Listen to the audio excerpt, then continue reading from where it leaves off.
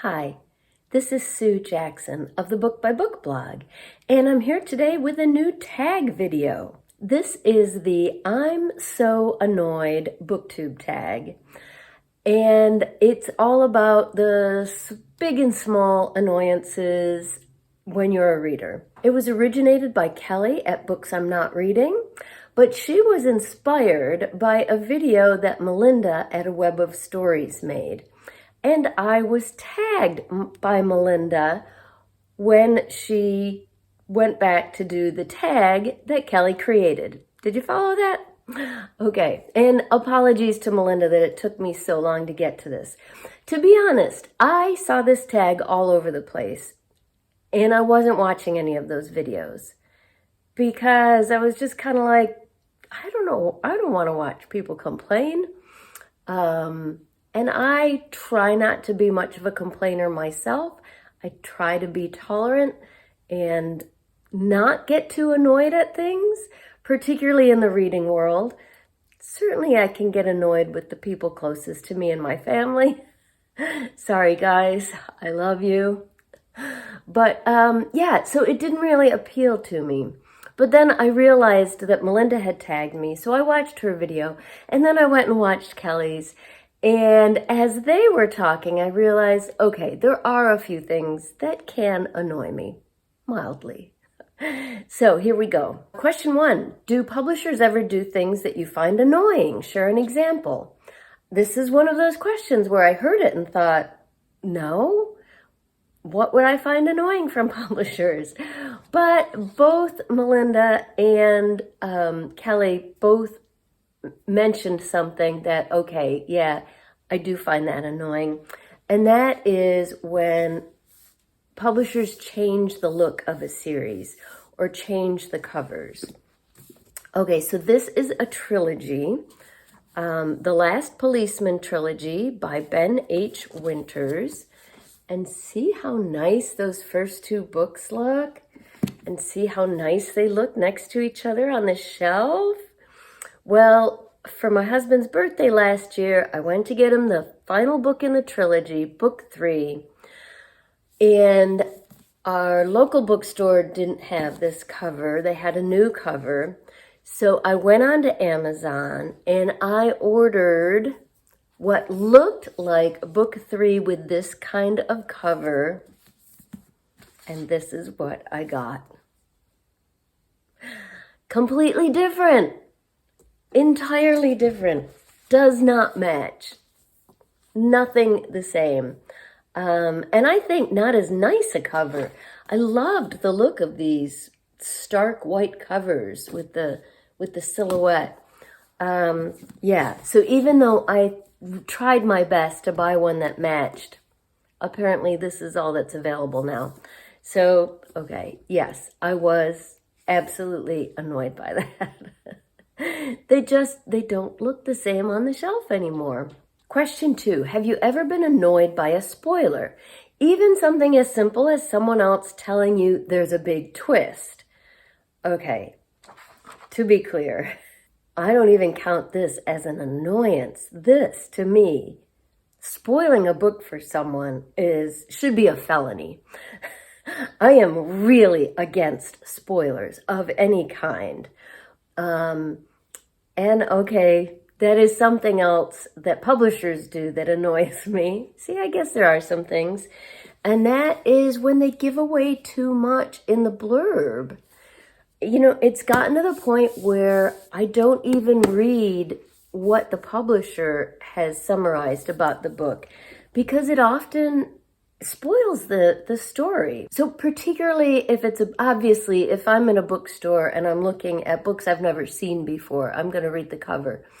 But if I've heard a book recommended by a lot of other people, then when I finally get around to reading it, it is usually later, I don't read anything about it before I dive in.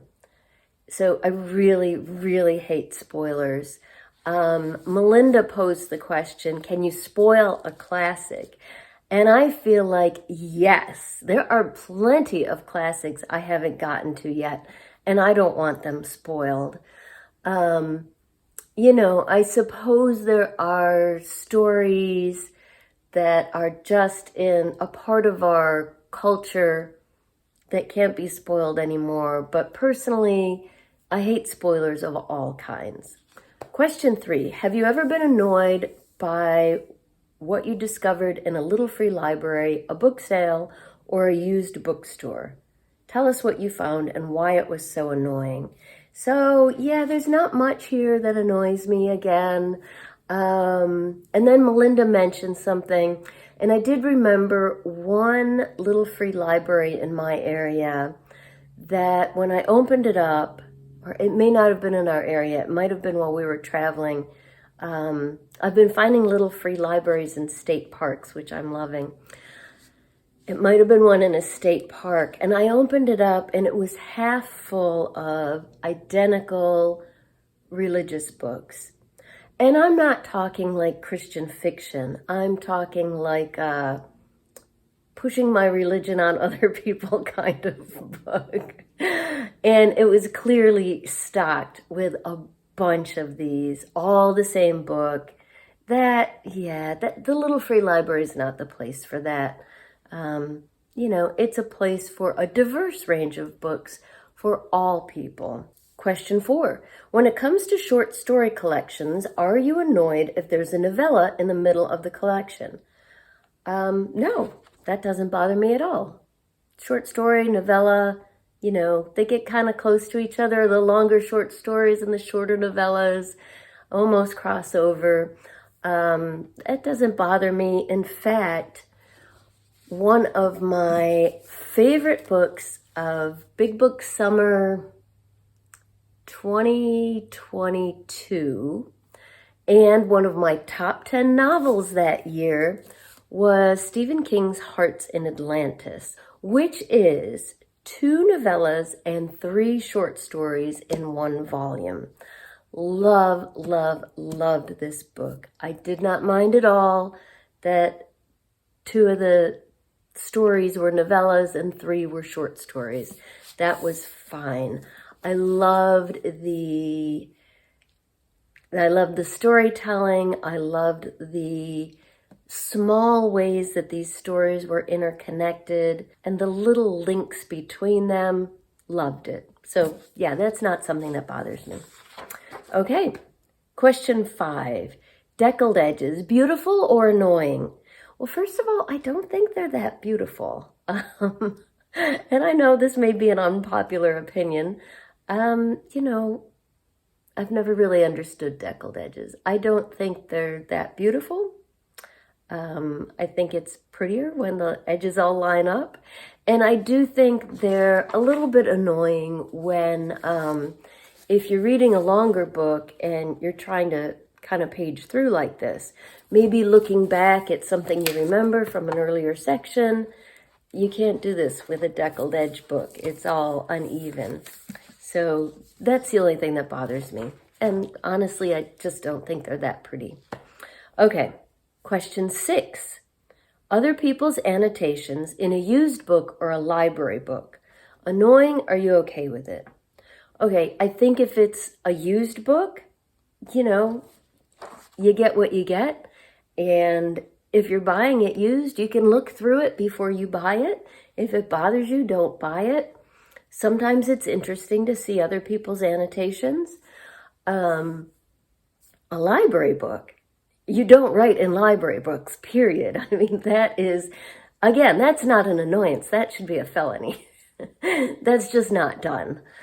And this wasn't quite the question, but I have reread some of the classics that I read in high school, and I still have all my original copies. And sometimes they include my own annotations, mostly from either while I was reading or our class discussions. And I kind of like that because certainly the class discussions helped me understand more about the books than I would have gotten on my own. So it's kind of interesting to be rereading one of these and see something written in the margins like symbolism or foreshadowing. And, it's a reminder that, oh, yeah, I guess that is. I wouldn't have picked that up.